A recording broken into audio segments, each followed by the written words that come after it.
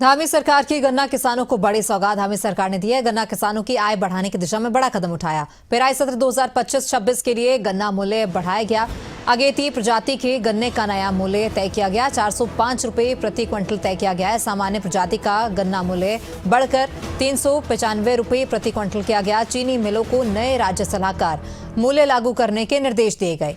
पिछले सत्र की तुलना में गन्ना मूल्य में उल्लेखनीय बढ़ोतरी दर्ज की गई है। सीएम पुष्कर सिंह धामी का बयान आया, समय पर उचित मूल्य दिलाना सरकार की प्राथमिकता है।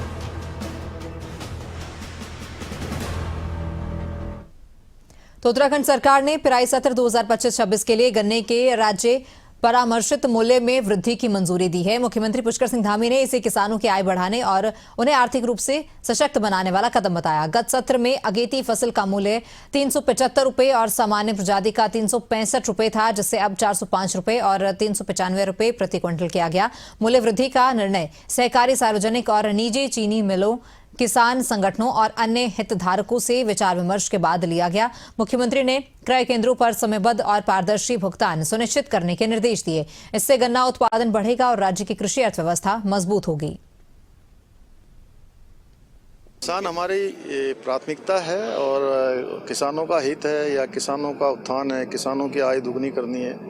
हमारे प्रधानमंत्री आदरणीय मोदी जी ने लगातार प्राथमिकता से उस काम को किया है और राज्य के अंदर हमने हमेशा पिछले 4 सालों में गन्ने के मूल्य को हमेशा बढ़ा के दिया है। इस बार भी हमने गन्ने का मूल्य यहाँ पर जो किसानों की अपेक्षा थी, जो उन्होंने हमसे कहा था, उसी के अनुरूप गन्ने का मूल्य कर दिया गया है, जिससे कि गन्ना की उत्पादन और बढ़े और हमारे गन्ना किसान निश्चित रूप से उनका एक प्रोत्साहन भी हो और जो पिछले दिनों में गन्ने की फसल के उत्पादन में न्यूनता आ रही है, वो न्यूनता एक विस्तार रूप ले।